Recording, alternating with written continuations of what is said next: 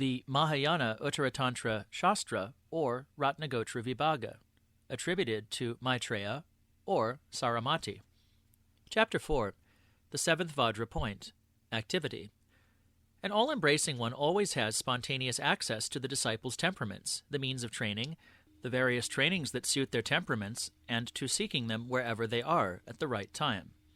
Having multitudes of supremely precious qualities and the waters of the ocean of primordial wisdom, possessing the sunlight of merit and wisdom, it is the definitive accomplishment of all vehicles without exception. Enlightenment is vast, without middle or end, and thus all-pervasive like space. Fully seeing that Buddhahood, the treasure of the unpolluted qualities, is present within all sentient beings without the slightest distinction, the wind of the Buddha's sublime compassion totally dispels the clouds of afflictions and hindrances to knowledge which have spun their net about it. For whom? How? By which training? Where? And when? Since ideation as to such questions does not occur, the Muni always acts spontaneously. The temperaments of the disciples, which of the many means for each, which training at what place and time, he is not mistaken as to any of these, since with regard to the definitive revelation of release, its support, its fruit, those being fully sustained, their obscurations, and the condition cutting these veils, there is no ideation. Buddha activity is uninterrupted. The 10 levels definitively reveal release. The 2 accumulations provide their cause. Supreme enlightenment is the fruit of these. Enlightenment in beings is fully sustained. These are obscured by the endless afflictions, the secondary afflictions, and the latencies.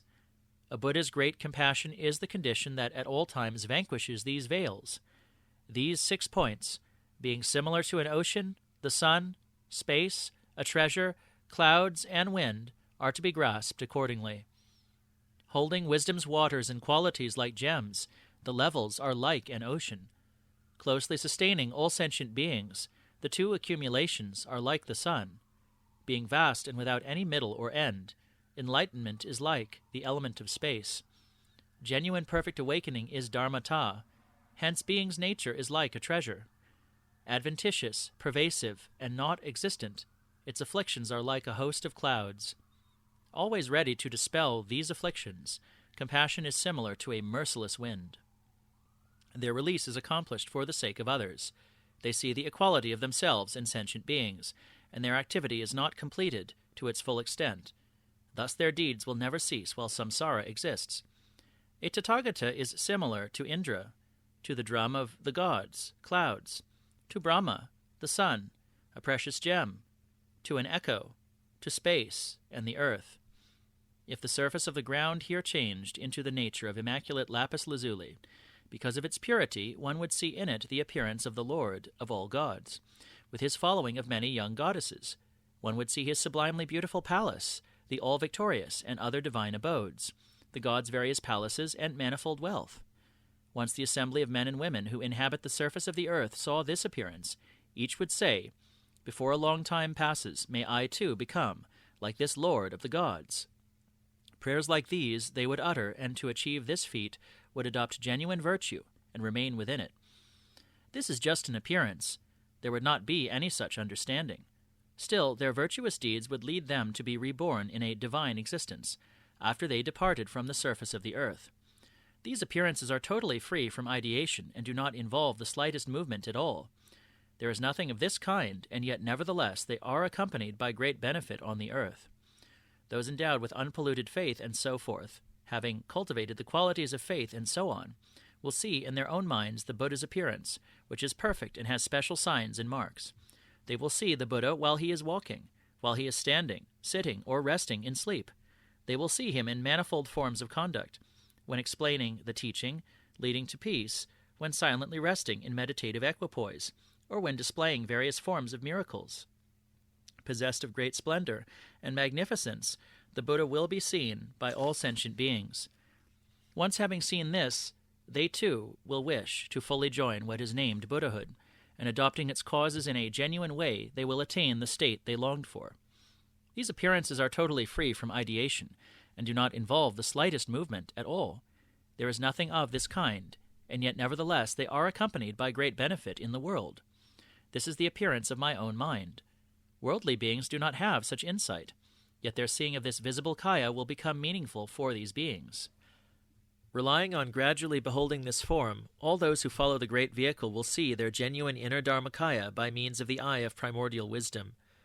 If the whole earth became rid of fearful places and turned into an even surface of lapis lazuli that was flawless, radiant, and beautiful, having a gem's qualities and unstained luster, various divine abodes and the form of their Lord would shine forth within it because of its purity. Then, as the earth gradually lost these properties, they would be invisible again, and appear no more. Yet, for their real attainment, the men and women would side with the vows of individual release, with penitence, authentic giving, and so forth, scattering flowers and so on with longing minds. Likewise, to attain the state of a Lord of Munis shining forth in their minds, which is similar to pure lapis lazuli, the heirs of the victor, their vision filled with sheer delight, give rise to bodhicitta in the most perfect manner. Just as mirrored by the purified lapis lazuli ground, the physical appearance of the Lord of Gods is seen. Likewise, the kaya of the Lord of Munis is reflected in the purified ground of sentient beings' minds. Whether these reflections will rise or set in beings owes to their own minds being sullied or unstained. Like the form of Lord Indra appearing in the worlds, they are not to be viewed as existent or extinct. By the power of the gods' former virtue, the Dharma drum arose among them, involving no effort, origin, or thought, no vibration, and no intention at all. The drum resounds again and again with impermanence and suffering, non-existence of self and peace, admonishing all the careless gods. Likewise, though free from effort and so on, the Buddha speech of the all-pervading ones permeates sentient beings without exception, teaching Dharma to those of karmic fortune. Just as the sound of the drum arises among the gods from their own deeds, the Dharma spoken by the Muni arises in the world from beings' own deeds. Just as the sound of the drum accomplishes peace without effort, origin, visible form, or intention, likewise the Dharma causes accomplishment of peace without deliberate effort or any other such feature. The sound of the drum in the city of the gods acts as the cause yielding the gift of undauntedness and granting them victory over the host of the Asuras, when these, driven by their poisons, make war upon them, and it dispels the gods reveling in play. Likewise, arising in the worlds from the cause of meditative stability, formless dimension, and so on, it expresses the mode of the unsurpassable path, which will fully overcome all affliction and suffering, and thus lead all sentient beings to peace. Universal, of benefit, bestowing bliss, and endowed with threefold miracle, the Muni's melody is by far superior to the symbols treasured by the gods. The mighty sound of the drum in the divine realms does not reach the ears of those dwelling on earth, whereas the drumming sound of Buddha's speech even reaches the subterranean worlds of samsara. Millions of divine symbols resound among the gods to set the fire of lust ablaze and to fan its flames. The single melody of those of compassionate being manifests to fully quench all the fires of suffering. The beautiful and bewitching sound of the symbols causes among the gods increase of their distraction, whereas the speech of the compassionate Tathāgata exhorts us to reflect and commits the mind to samadhi. Any cause of happiness for earthly beings and gods, in whichever sphere of the world without exception, briefly spoken, fully depends upon this melody that pervades all the worlds, not forsaking one. Without an intact sense of hearing, one cannot experience subtle sound and all its manifold variations. Do not even reach the ears of a god. Likewise, as the field of experience of the very finest primordial wisdom, the subtle Dharma only reaches the ear of someone whose mind is rid of poison. The monsoon clouds in summertime continuously and without any effort pour down their vast masses of water, causing on earth the best possible crops. Just so, from the cloud of compassion, the rain of the victor's pure teaching pours down its waters without ideation, causing a harvest of virtue for beings. Just as the wind-borne clouds cause rain to fall when the worldly beings follow the path of virtue, from the Buddha cloud called by compassion's wind, pure Dharma reigns to nurture the virtue of beings. Through great knowledge and compassionate love with regard to existence, it abides in the midst of space unsullied by change and non-change. Holding the essence of the unpolluted waters of Dharani and Samadhi, the cloud of the Lord of Munis is the cause of the harvest of virtue. Water that is cool, delicious, soft, and light when it falls from the clouds acquires on earth very many tastes by touching salty and other grounds. When the waters of the noble eightfold path rain from the heart of the vast cloud of love, they will also acquire many kinds of tastes by the different grounds of being's makeup. Those of devotion towards the Supreme Vehicle, those who are neutral, and those with animosity are three groups of beings who are similar to humans, peacocks, and craving spirits. At the end of spring, when there are no clouds, human beings and the birds that rarely fly are unhappy or neutral, respectively. When rain is falling in summertime, the craving spirits suffer. Similar to this example, the arising and non-arising of the Dharma rain from the host of clouds of compassion also leads to opposite reactions in worldly beings who long for Dharma or are hostile to it, respectively. When releasing a deluge of heavy drops or hurling down hailstones and thunderbolts, a cloud does not heed any tiny beings or those who have sought shelter in the hills. Likewise, the cloud of knowledge and love does not heed whether its vast and subtle drops will purify the afflictions or increase dormant tendencies towards holding the view of a self. In this cycle of beginningless birth and death, 5 paths are open for sentient beings to tread. Just as no sweet scent is found in excrement, no happiness will be found among the 5 types of beings. Their suffering resembles the continuous pain arising from fire and weapons, or from a wound being touched by salt, and so on. The great rain of sacred Dharma pours down in cascades from the cloud of compassion, fully soothing and appeasing this pain. Even gods have the suffering of death and transmigration, and man suffers from desperate strife. Realizing this, those endowed with discriminative wisdom have no desire for even the highest state of a lord of humans or gods. There is wisdom from the past, and they faithfully follow the sublime words of the Tathāgata, so insight makes them see, this is suffering, this is its cause, and this is cessation of misery. In the case of disease, one needs to diagnose it, remove its cause, attain the happy state of health, and rely on suitable medicine. Similarly, one needs to recognize suffering, remove its cause, come in touch with its cessation, and rely on the suitable path. Just like the way in which Brahma, without departing from his abode, effortlessly shows his appearance in all the residences of the gods, without moving from Dharmakaya, the Muni effortlessly demonstrates illusory appearances in every realm to beings who have karmic fortune. When Brahma, never departing from his palace, has manifested in the desire realm, he is seen by the gods. This vision incites them to emulate him and to abandon their delight in sensuous objects. Similarly, without moving from Dharmakaya, the Sugata is seen in all spheres of this world by beings of karmic fortune. This vision incites them to emulate him and to dispel all their pollution. By his own former wishing prayers and the power of the virtue of the gods, Brahma appears without deliberate effort. So does the self-sprung illusory Kaya. He moves from Tushita and enters the womb, gets born, and goes to his father's palace. He enjoys amusement, and then seeks solitude, undergoes austerity, and defeats all evils. In Bodh Gaya he finds great enlightenment and shows the path to the citadel of peace. The Muni, having shown these deeds, becomes invisible to those of no karmic fortune. When the sun blazes down, lotuses and so on open, while simultaneously kumuta flowers totally close. On the benefit and fault of the water-borne flowers opening and closing, the sun does not shed any thought. The sun of the noble acts likewise. As the sun shining its own light simultaneously and without thought makes lotus flowers open their petals and brings ripening to other crops, so the sun of the Tathāgata manifests, shedding its rays of the sacred Dharma on the lotus-like beings to be trained without harboring any thought or idea.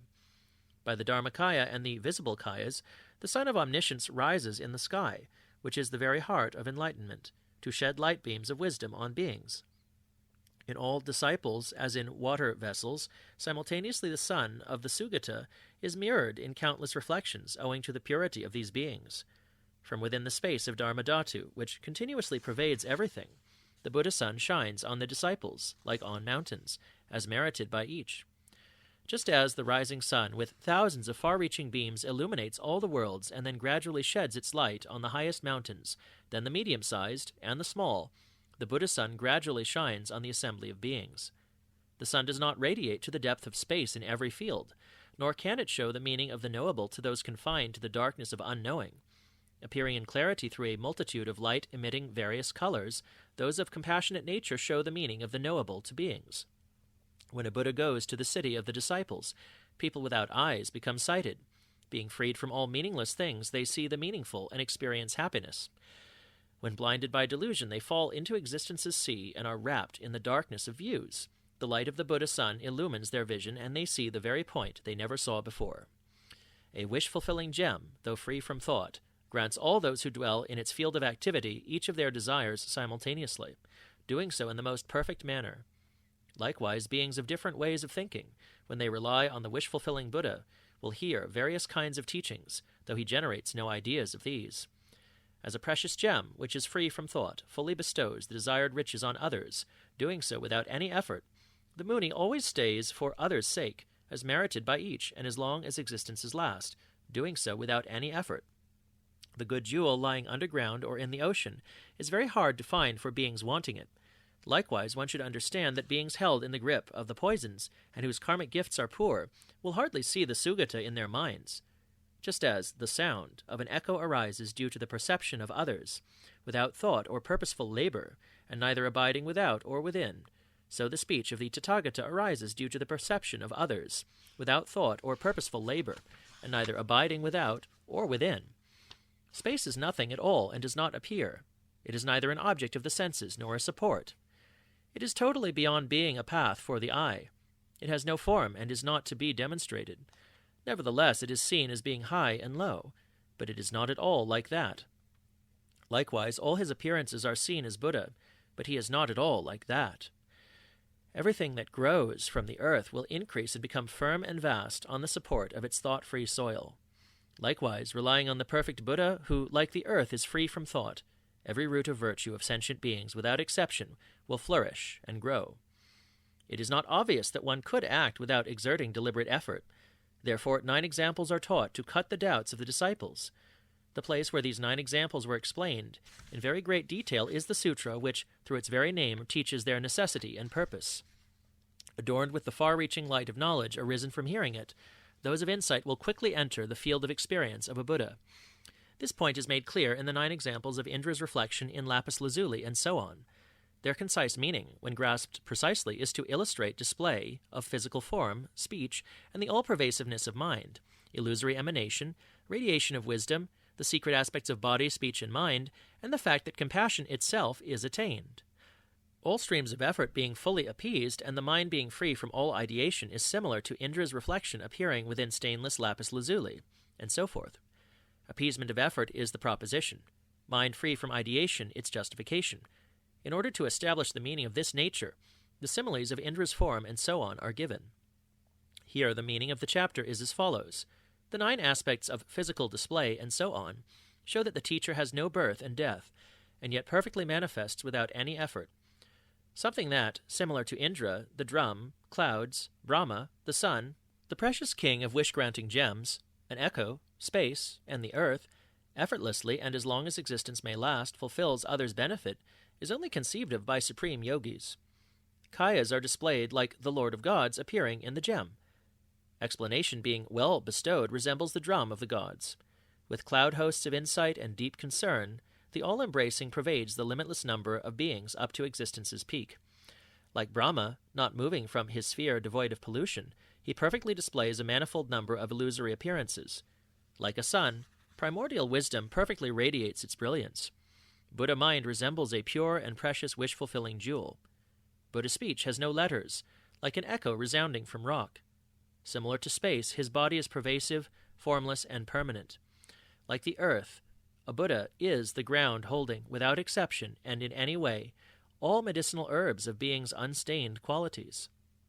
The cause for the Buddha to be seen in the mind similar to pure lapis lazuli is the purity of this ground, achieved by a firm faculty of irreversible faith.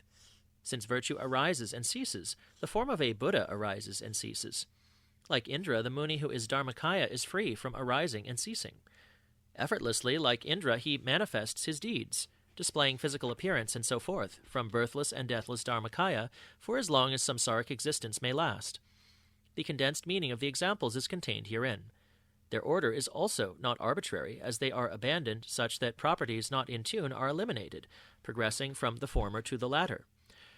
A Buddha is like the reflection, and yet dissimilar, since the reflection is not endowed with his melody. He is like the drum of the gods, and yet dissimilar, since the drum does not bring benefit everywhere. He is similar to a vast cloud, and yet dissimilar, since a cloud does not eliminate worthless seeds. He is like the mighty Brahma, and yet dissimilar, since Brahma does not continuously cause maturity. He is like the orb of the sun, and yet dissimilar, since the sun does not always overcome darkness. He is like a wish-granting gem, and yet dissimilar, since the gem's appearance is not so rarely found. He is similar to an echo, and yet dissimilar, since an echo arises from cause and condition. He is similar to space, and yet dissimilar, since space is not a ground of pure virtue. Being the lasting basis for every goodness, the best possible for all without exception, for worldly beings and those beyond the world, activity is similar to the mandala of earth, because, based upon all Buddha's enlightenment, the path beyond the world will arise, as will the path of virtuous deeds, mental stability, and the immeasurable and formless contemplations. This was the section unfolding the activity of the Tathāgata, the 4th chapter of the Commentary on the Highest Continuity of the Mahayana Dharma, which analyzes the disposition of the rare and sublime ones.